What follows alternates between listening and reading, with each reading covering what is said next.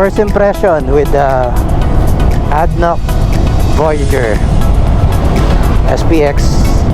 Pang scooters to.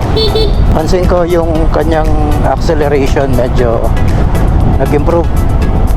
Ano lang to, 500 kilometers pa lang. So first change oil niya. Magandang ADNOC.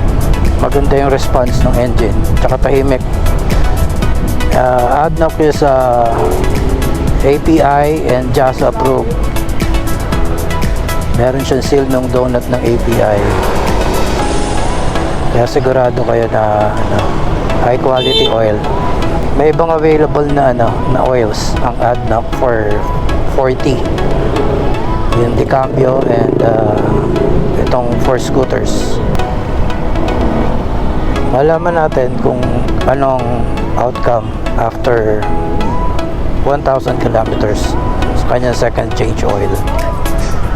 Balikan ko kayo ng review ulit after 1,000 kilometers. So yun lang muna for now.